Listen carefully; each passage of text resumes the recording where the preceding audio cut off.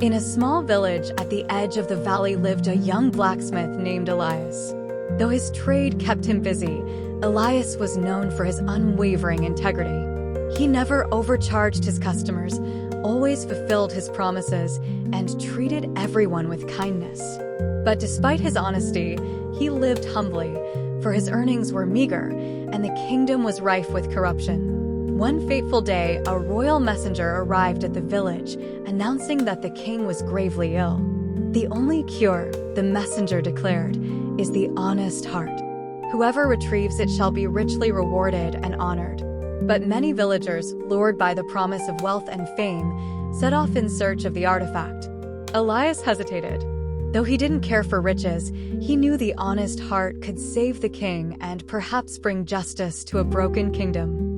Finally, with a small satchel and his trusty hammer, Elias ventured into the enchanted valley. The journey was perilous.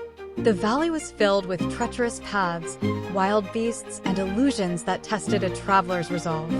But at one point, Elias came across a merchant trapped under a fallen tree. The merchant begged for help, offering gold in exchange for his freedom. Elias frowned. "I don't need gold. You're in need. I'll help you." With great effort, he lifted the tree and freed the merchant. But to his surprise, the merchant vanished into thin air, leaving behind a faint, melodic laughter. Further along, Elias encountered a shimmering lake where a woman appeared, her reflection rippling in the water.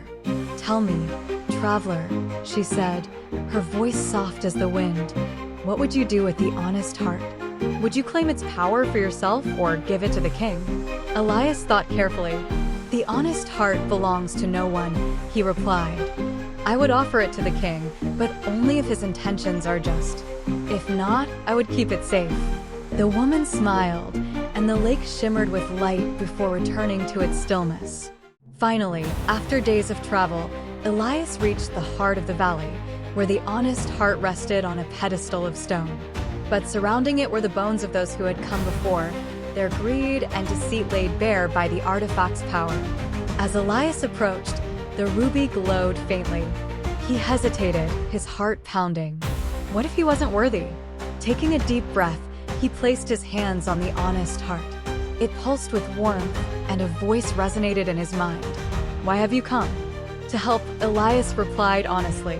"The king is dying, and though my people suffer under corruption, I don't seek power. I seek a chance to make things right." The honest heart flared brightly, and the valley seemed to hum with approval. But when Elias opened his eyes, the ruby had shrunk to the size of a pebble, resting gently in his palm. He returned to the palace, where the king awaited. Holding the honest heart, Elias explained its power and the need for truth. The artifact glowed when placed in the king's hands, confirming his sincerity and goodness. The king's illness lifted, and he vowed to rule with fairness and integrity. Elias refused riches, instead asking for justice for his village and others like it. His wish was granted, and the kingdom of Averon began to heal, guided by the light of the honest heart and the courage of one humble blacksmith. And though the honest heart was returned to the enchanted valley, its legend endured, a reminder that honesty and selflessness could change the world.